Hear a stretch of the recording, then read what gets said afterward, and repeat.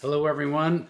Thank you for joining us today. I'm Eric Ciampoli, founder of ECIC Consulting, here with Dani Kaplan of SMC Data Systems.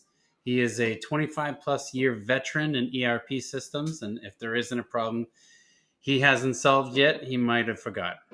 So, Dani, thank you for joining us today. Thank you for taking the time to meet with us. I represent supply chain software VAI.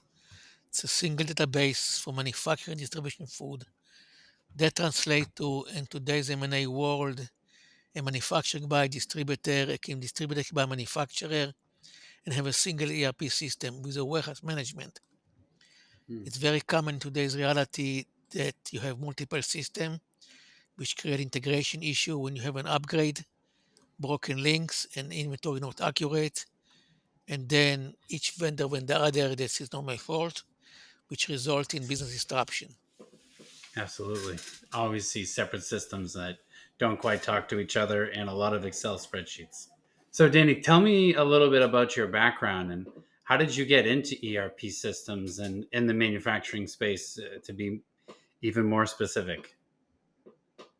In the 1980s and the 90s, IBM had manufacturing software called Mapix. In those days, a program was 5,000 line, 8,000 line, 10,000 line. The IBM Mapix was 100,000 line, 200,000 line. So everybody was afraid to touch it. It has a Mm. small nested bug in it. If you made a mistake, you have to go to last night backup and re-enter the entire day data information. Mm. We modified it, me and my people modified it, and we find out where it freezes. I created a control record, utility file. You go to record number 10. In the middle of it was a field that was the error marked in the X. If you take the X out, you're back in business. So Mm. it enable us, our clients, to be able to store the data if something went wrong.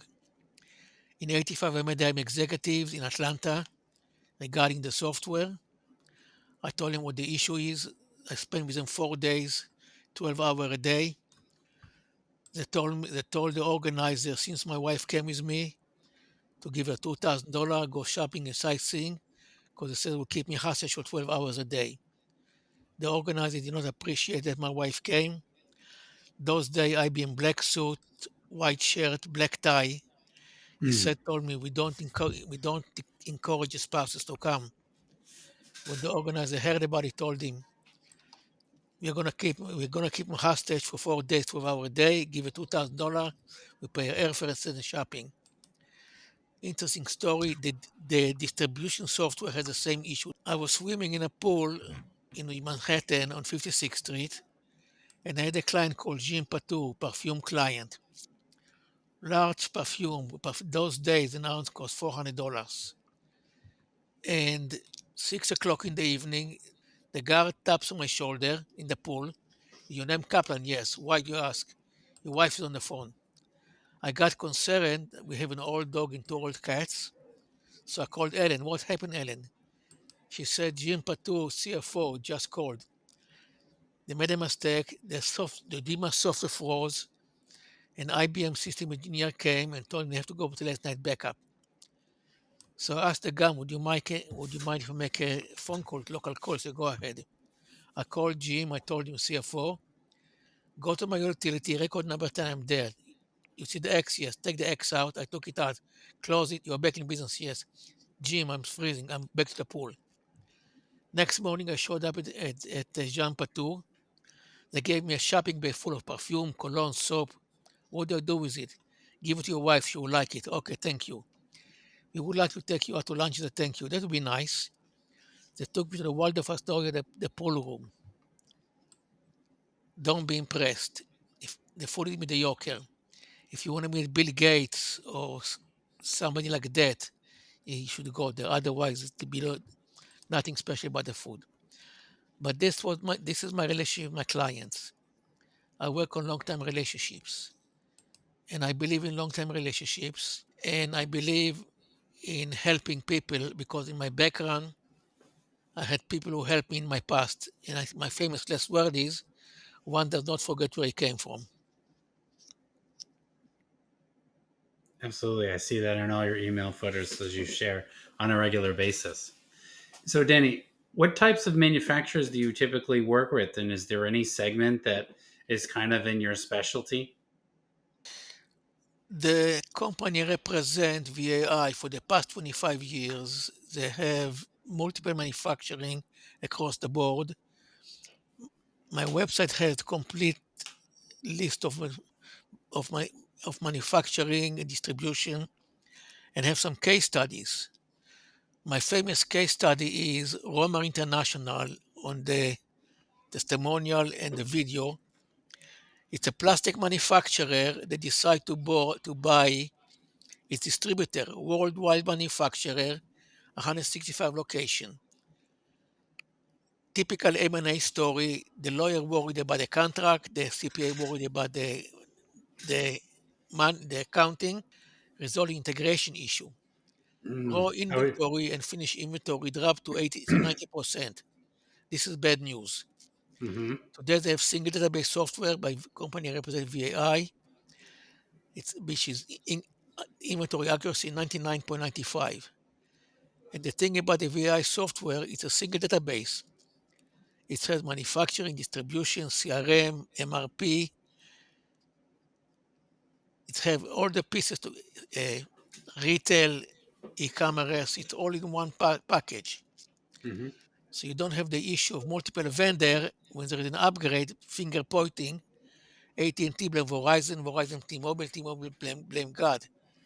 And in Yeah, the interim, I was just reading a case study just yesterday, quite lengthy, on Target Store's failure to launch in Canada, having to do somewhat with the business case of moving operations and selling to Canadian customers. The big part of the case study talked about the separations and silos of databases and how A was not talking to B and B was not talking to C. And they were accruing millions and millions of dollars in excess inventory while the store shelves remained full, imploding the business in ways that no one foreseen ever happening for such a successful supply chain company here in the United States. It definitely goes to say a lot about having your systems working together so that you're working with accurate real time data, not what you think is true. I compare today's reality, supply chain issue, tariff, the Red Sea issue, and now you have a war with Iran. When the Red Sea missiles are flying, that that translate to shortage of inventory. If you check Google, Tesla and Volvo in January 24 ran out of parts because of the Red Sea issue and the stop production. I compare supply chain to the checking account versus the bank account. Mm, It doesn't matter how much you have in the bank account, how many check you wrote did not clear the bank yet. The same thing goes to supply chain. What you allocate for production, future orders, and what your net inventory. If you do not know what your net inventory is, you have production disruption. When the inventory comes in, you pay overtime to catch up on the production, mm-hmm. and you cannot pass the cost of the additional production to the customer. So it lowers your Correct. gross profit. A second issue is future orders. You ship it late, you get cancellations penalty, your receivable will not be paid, you get penalties, it costs money to bring it back to the warehouse, and warehouse space issue. So having accurate inventory is essential today. Prior to Colvet, companies told the vendor, give me the best price, drop it to the customer or to the warehouse. Different reality. The cheapest vendor is not the best vendor now. Usually Reliability. not. The cost is secondary.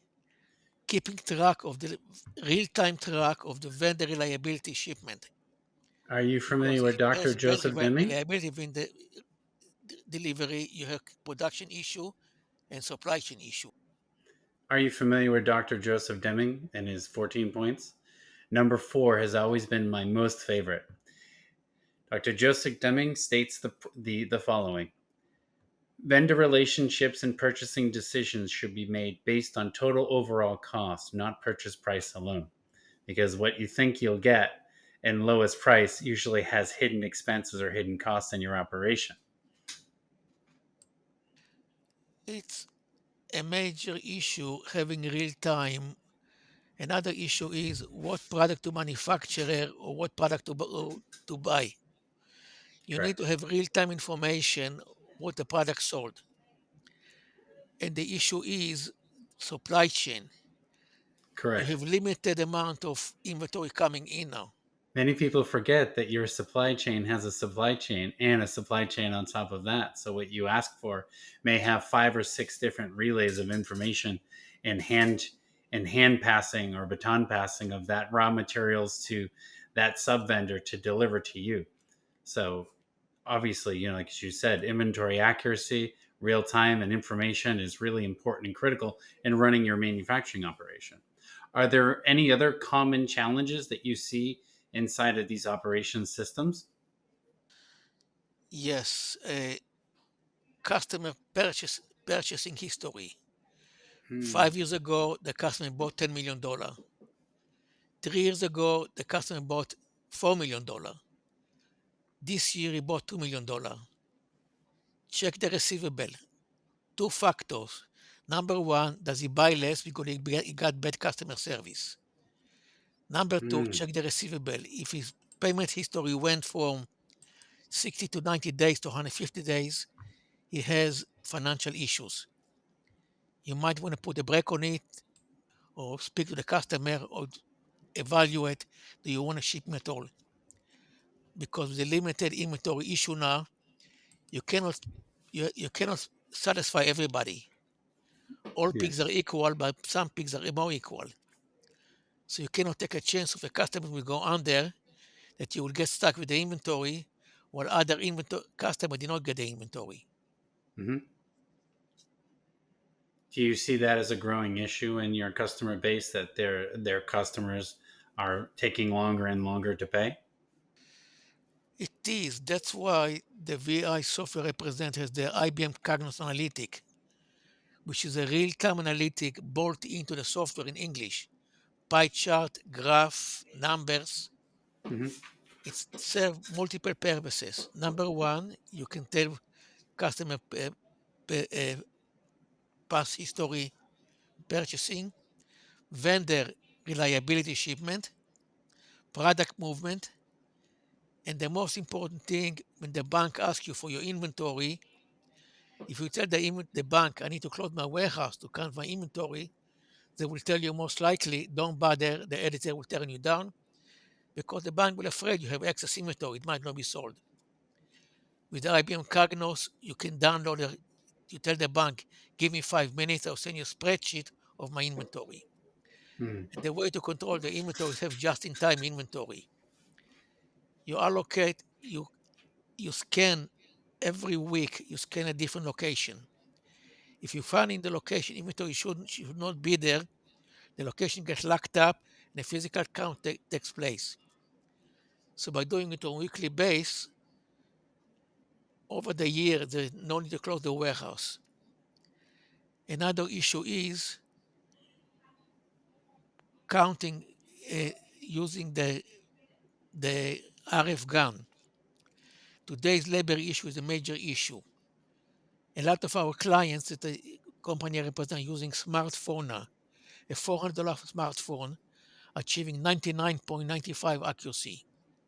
Smartphone does not require any training, and especially if you're a seasonal distributor or manufacturer that you have labor issue, Hmm. it save a lot of time. Another item available now is a smartphone, is a headset. Hmm. Instead of using a RF gun or a smartphone, the headset tells them, especially for heavy item, Hmm. it tells the picker, go to location 10A and pick up X amount of product, bring it down, and then just scan it, make sure you pick the right item. Hmm. So it's a combination of a headset and scanning together. Okay, so you've had success with implementing voice to pick software with your VAI system. Well, inventory accuracy is 99.95 accuracy with the current technology Okay. methodology, and the user get trained in the test environment. Hmm.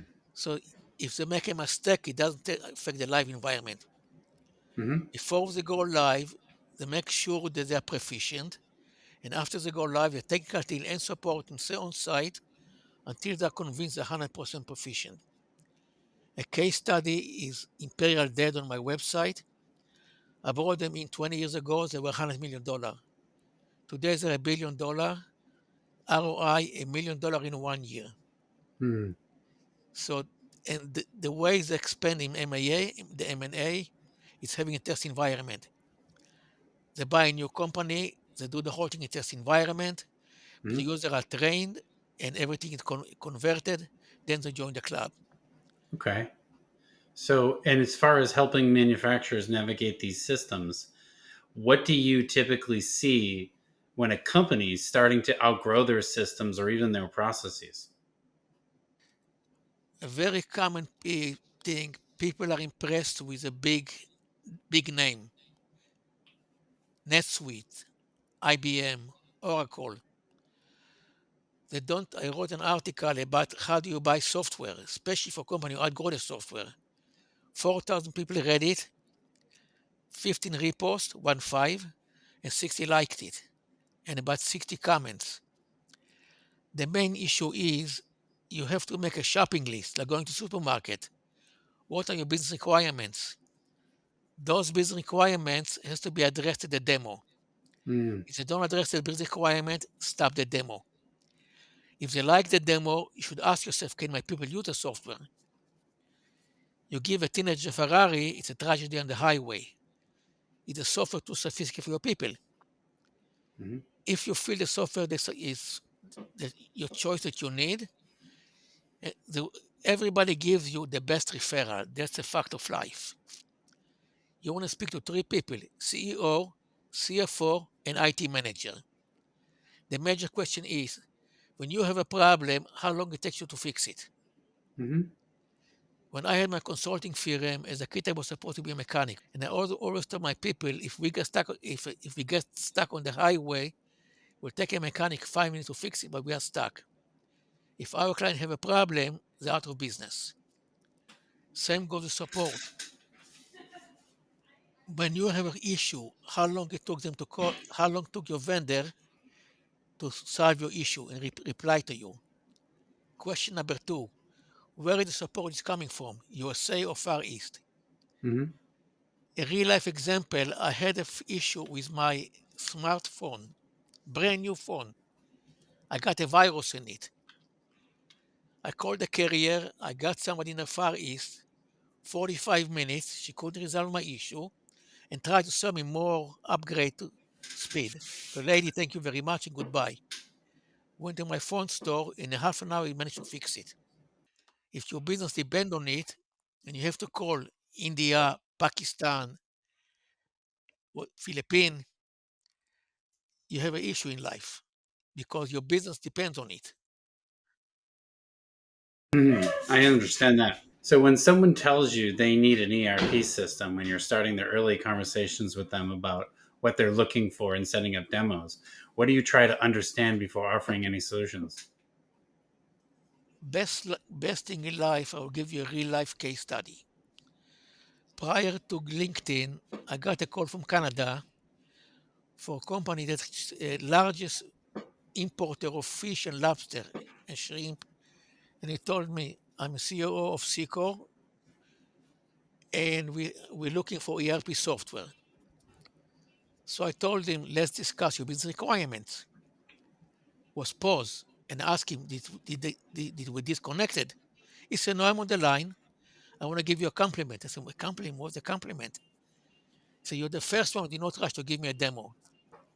So how can I give you a demo if I don't know your business requirements? So we spoke for 45 minutes and he gave me his requirements. Recently, I got a large client, beverage distributor, They told me about a 200,000 square foot warehouse, and I'm looking for warehouse software. I asked him, why are you looking for warehouse software? You're asking for a headache. Your competitor, who is about $100 million, is $165 million, went down the road you do and has an upgrade on one software, broken link, and inventory out of shape. So he said I was afraid of business disruption. To know business disruption, build a test environment. Make a long story short, his executive invited me to son bar mitzvah, had dinner with the executive CEO, and 2 weeks ago we visited the warehouse, the executive in the brand new warehouse of 200 square foot. I gave him a big picture, black and white, of a bridge because warehouse is racks. Relationship. I believe in long-term relationships. To me, relationship is important. Absolutely, I agree with that. Are there any misconceptions that your manufacturing clients have about ERP systems and things that you have to help them rethink? Yes. Before you start a software search, make a list of your issues. Your major issue is your old software. Hmm. Never mind the slideshow demo. Most people give you a slideshow demo today. I call it hit and Yeah. run. Yeah. Make a shopping list, like supermarket list. I have issue with my production, billing material, MRP, vendor. Those issues should be addressed in the demo. How do you solve an issue of being short of inventory, short of product, vendor delivery date? Those issues have to be addressed in the demo, and if they address the issue, then it's a room to continue the conversation. If they don't Correct. address it, don't continue. You got a slideshow demo. Yeah, it hasn't showed any real significance yet. A very common issue today, the CFO get a slideshow demo. He loves the financial. The IT manager recommends it big name because it looks good on the resume. In the decision maker field, I cannot go wrong with a big name. Wrong. That's incorrect. Integration issue. And the next thing you have to ask yourself, can your people use the software? Yeah, I see the similar thing. A lot of lack of usership. Essentially finance departments in charge of selecting and interviewing different ERP systems. They end up choosing something that works really well for the finance module, but they miss a lot of the other things that are really important in the manufacturing business of the bills of materials and scheduling and inventory location so that I know what, when, where, and how I need to do things. It's a major issue. It's most unfortunate. I have a case study of a friend. She took us out to dinner and she read my article, How to Buy Software, and gave a client who does manufacturing of windows for buildings and gave the controller a shopping list. Those are the requirements you have to ask in the demo. The controller ignored it. She was charmed by the person who gave the demo and ignore all the questions about the software. When it comes to installation, she realized she cannot, it was too complicated for her and quit the job. So my friend got stuck. She said, now me and my people have to, with this piece of junk, try to get it working, which fits it like a square peg in a round hole. The worst thing you can do is the financial people decide on the software. Yep, I have that happen recently, and I made a bet with a colleague. I said one of these three people will quit within the next 6 months of the implementation because nowhere in the conversation about the choice to implement this new system was there any allocation of resources to support it. Instead, it becomes a side add-on to all these people's already overwhelming jobs. Another issue is when you buy a new ERP software, decisions should be made by multiple departments: Hmm? manufacturing, purchasing, forecasting, Yeah. financial, because you're talking about multiple departments have to use the software. There's a lot of customers to this software. Like you said, you got to make a list of the issues in your business so that you know what you're asking for. Because if it doesn't solve the issues you already have, then you're not buying the right system. If it's too sophisticated for your system, even if it's meet all the requirements it told you, can your Yeah. people use it? I have a case study for you. You remember Barney's clothing store? Yeah. That was my client in the 80s and 90s. They were then watch manufacturer distributor, $250 million company in the 80s and 90s. They hired an executive from Barney's to be a president. He went, he bought J.D. Edward.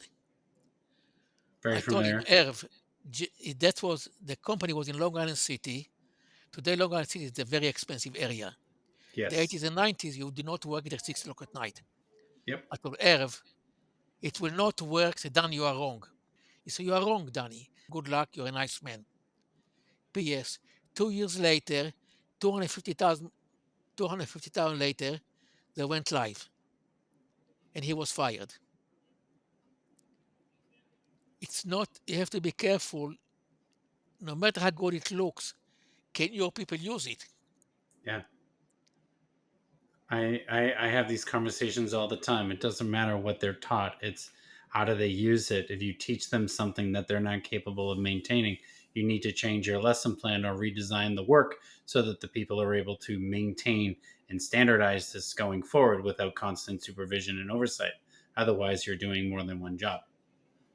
So, some lessons like this that you're sharing, can you share a story where the process change really made a positive impact for their manufacturing, where they were able to be successful, not just have a lesson learned? Sure. On my website, Roma International, there's a whole video there where the executive is talking about manu- plastic manufacturer who bought distributors to lower the cost. It Hmm. started with the executive, and it's my favorite story. And he said, we try to save money by bypassing the middleman, buying product, Mm-hmm. and we bought the distributors. We end up with 3 systems. So the warehouse management, to the production, and discuss inventory being at 80% raw material and finished good, Hmm. which create a havoc worldwide, 165 locations. I'd imagine. Today they have 99.95 accuracy. I have a client called Ethical Product on my website. He's a manufacturer and distributor who for pet supply. And the CEO, Hmm. they're about 50, Very $60 popular million industry now. company. And the CEO discussed that it took him days to ship the product between manufacturing and shipping it.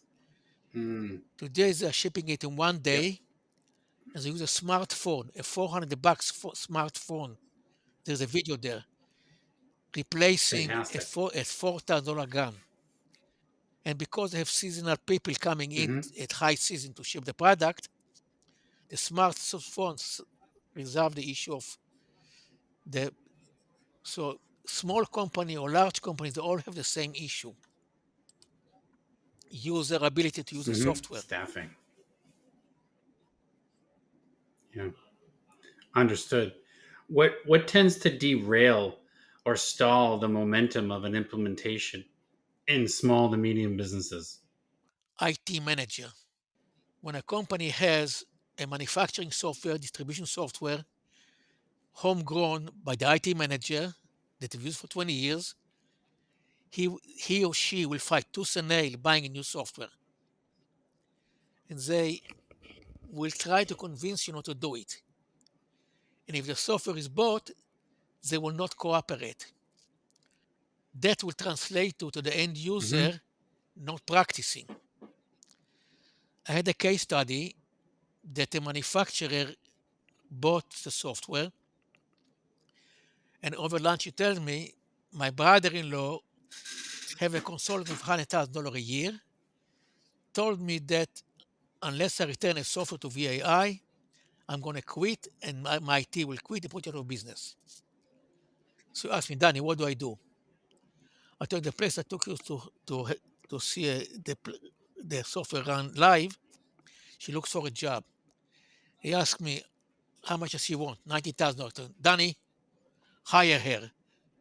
The first time for which she make $150,000. I told him, let's start from the beginning. Friday night, your sister will tell your father, who is the founder, we lost our house. My husband cannot get a job, and Monday morning is back at work. So I said, what do I do? I tell you what I do. We assign an assistant to him. I'm the boss of my wife and in my house, and my wife and me say so. And we give him extra training. P.S. They went live, they use the practice, and achieve 99% accuracy. The IT person buying into it is a major factor. If they don't buy into it, the user will not practice. If the IT person does not buy Absolutely. into it, get somebody else to be the assistant, and he's still the IT big honcho, and give the IT Hmm. person extra training. I don't believe in firing people. Fear blank the mind. Sometimes people need more training. So in a case like that, you assign somebody who is very technology oriented, and you tell the IT manager, you know what, you're really overworked.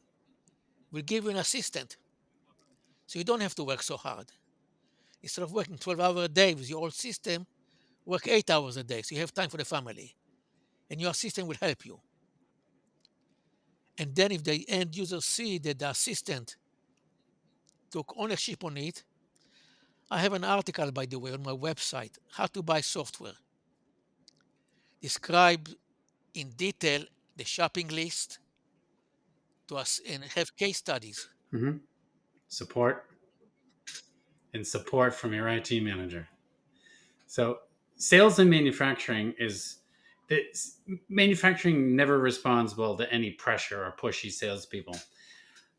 How do you go about developing these relationships in the manufacturing world to help them understand how to buy software, even if it's not from you? I discuss, my famous last word is, let's discuss your business issues. Give me a shopping list of what keeps you awake 3 in the morning. What issue you create, the production came to a standstill or product shipped late. Vendor, customer, Mm. inventory. You don't have to buy from a software represent. If we cannot help you, I'll find you somebody else. After being in business, working since 1980, I have a lot of contacts. I work on relationships. It's a dying commodity. Relationship Hmm. today is a dying commodity. I call it hit and run. People have the quota, they have to meet the quota, and we Hmm. shove it down your throat if you need to. Yes. I get emails for that every day. Yes, every day. Delete, delete, delete. So, what do you think is different about selling to manufacturing industries versus other markets? Because I'm sure you service more than manufacturers. You probably service like distribution hubs, but manufacturers are a special niche. Their needs are different. Their expectations are different. How they value relationships and what they seek as a solution is different. How do you see it as being I different? don't really see a difference because the main issue is the human factor, understanding what to do for a living.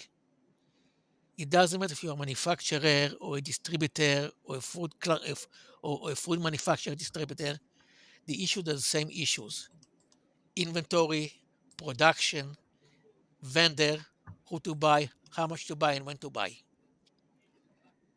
You have to address all those issues no matter what Mm, industry yeah, you are those are the in. fundamentals. And the industry you are in, Yeah, the even the key is even understanding restaurant industry, right? is multiple demos. And the demo was 3 hours understanding the business needs. And I told the CEO before we started, I want simple data and your business requirements. And then going to be a workshop style demo, one department at a time: purchasing, forecasting, manufacturing, financials, because each one of those departments have a different issue. You cannot say one size I would fits all. imagine so. You have to address one department at a time issue, and the demo should be one department at a time. You cannot mix all the departments together because each department has a different issue. Manufacturing has bill and material, MRP. Distributor has inventory, different issue. Financial have different issue. So that's why you have to do one department at a time, not mix everybody together. Otherwise, you mix apple and pears together. Correct. Correct. So, if a manufacturer is considering this process of upgrading their business systems, where should they start? Yeah, well, what part of the software do you start with? I would say with the manufacturing part, because if you do not get your, if you cannot get your product, Telsa and Volvo is a good example. If your production comes to a standstill, your company comes to a standstill. It Correct, and creates a everything domino that effect of attaches business to it disruption. Because once you immediately. produce the finished product, it costs you more. You cannot pass the cost to the customer. The customer might return some product. Your receiver will not be paid Hmm. until you issue credit. You Yeah, so with a busy issue fine credit, usually. you lose the early payment vendor Yeah. payments. Who do you buy from? How much do you Hmm. buy? And when to buy? Absolutely. So, what do you wish more manufacturing leadership understood about technology and operations and how to merge the two? Before you do anything, have all the head of departments speak to their users. I hate use the word shopping list. They make a shopping list of Yeah. each department requirements and issues, not not Yeah. not the wish list what they would I like call it to a have. gripe list. I would like to have the moon, but I cannot buy the moon. The issues they encounter on the issues Nope. they encounter Not on yet. daily basis. And those daily basis Yes. issues should be addressed at the demo first before what I would like to have. What I would like to have is Mm. secondary. Everybody like to have a $100,000 car, but your budget is I, I but don't want the, to. I your don't want to do budget the is maintenance. $50,000 car. The issues that affect your manufacturing, and I don't care if it's manufacturing, distribution, I don't care what kind of company you are. One department at a time, make a list of the issues, and those issues needs to be addressed in the demo, not your requirements. Requirement coming secondary. Issues priority number one. Can you solve my issue? Hmm. I have a big headache. I need a big Yeah. aspirin for it. Yes. Make it go away. Exactly. A very big aspirin. So, what has working with manufacturing teams throughout your experience taught you about decision making of leadership and growth of the company? Often the decision maker is detached from the end user issues, major issue. Yep. They are, especially on the larger companies. I work with mid-markets that are $30 million. But even at $30 million, they're so busy running the company, they forget about the end user issue, the human factor. And they have to Yeah. understand the pet supply is a good example. He has seasonal work people.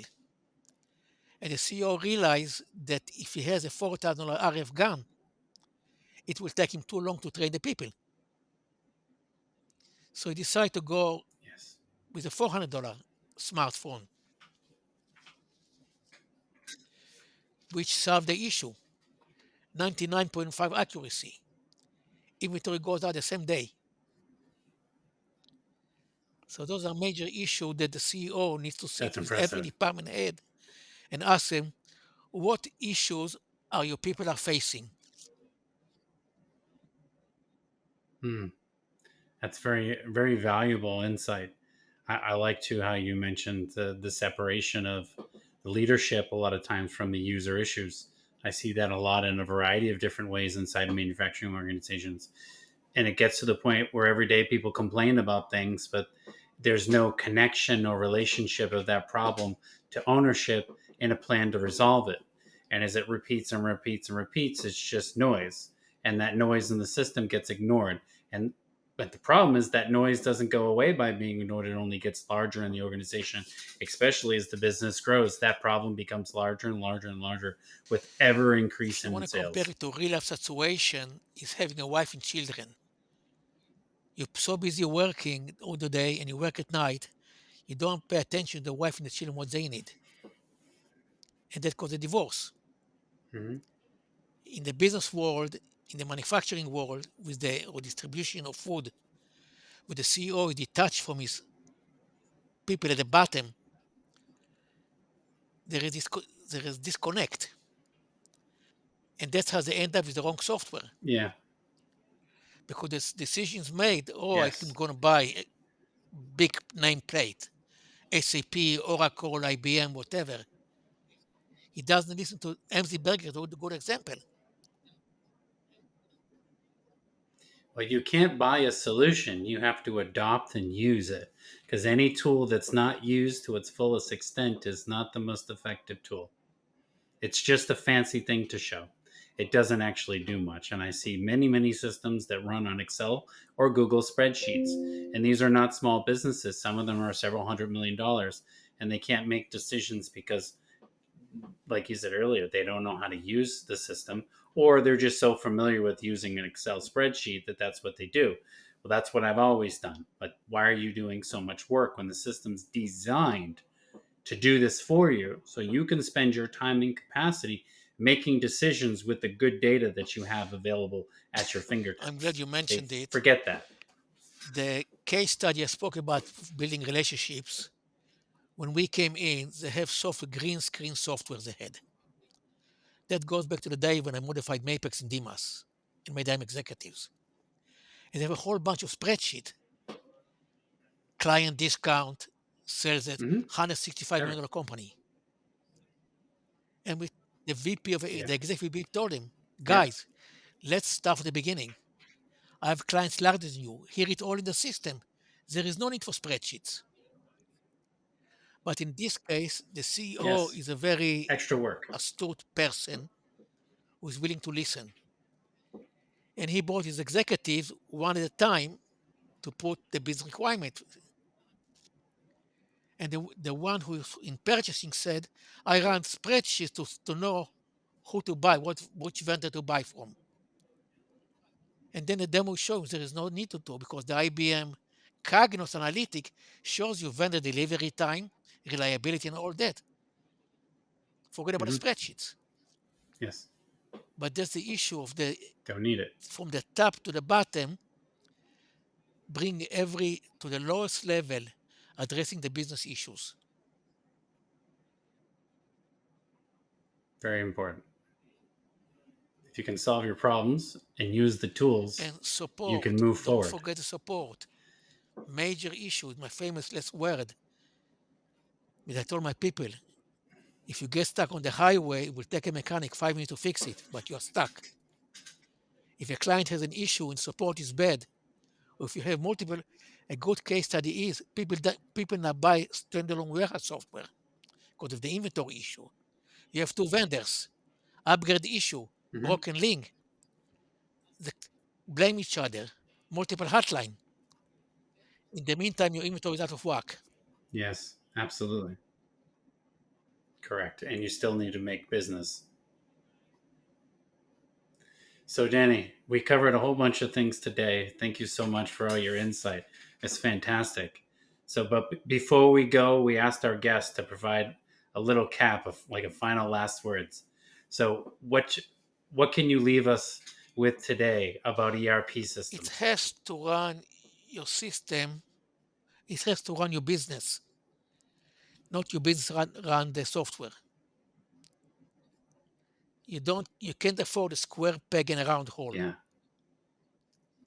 You can't afford to change your Mm-hmm. business model to meet the software.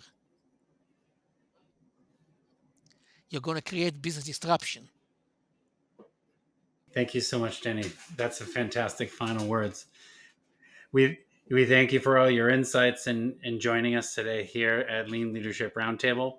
And we look forward to talking to you sometime in the future. You can share some new insights and some new lessons learned.